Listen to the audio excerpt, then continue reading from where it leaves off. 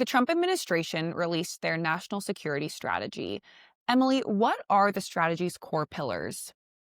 It's very clear that there's a shift from previous emphases on things like Islamic terrorism, and now we're looking at the Western Hemisphere, we're looking at China.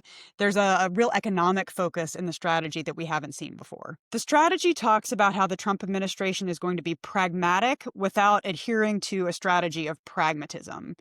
It is a very pragmatic strategy. Everything is about whether or not it will be beneficial for American prosperity. This is a real ideological shift for a national security strategy written by a US president. Usually it's about promoting ideologies like democracy and freedom. This is far more transactional than we've seen in the past. So, what are the most important takeaways from this document? So Trump is really setting out an America first foreign policy. And the main point here is that if it makes America stronger and more prosperous, then that's what we're going to do. That means a shift away from previous things like democracy promotion strategies. There's a lot in here about how the United States is no longer going to push other regimes to change and reform how previous administrations did.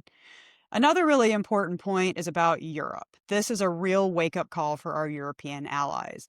The Trump administration and, frankly, administrations before them have pushed Europe to be more independent, particularly on defense. This is a true tough love strategy where they are saying, Europe, you have to step up and defend yourself. There's also some really uncomfortable language in there about European culture, where this administration is saying that European culture is changing and dying and they need to fix that.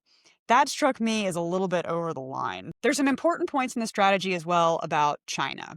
First of all, there's some things that China is really going to love. Some commentary about America's preference for non-interventionism and respect for state sovereignty. Those are both going to be music to the ears of Beijing, who really wants the U.S. to stay out of their business, stay out of their backyard.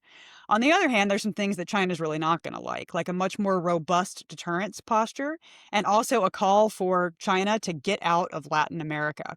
The strategy makes very clear that we are intending to compete on a much stronger basis in our own backyard in Latin America.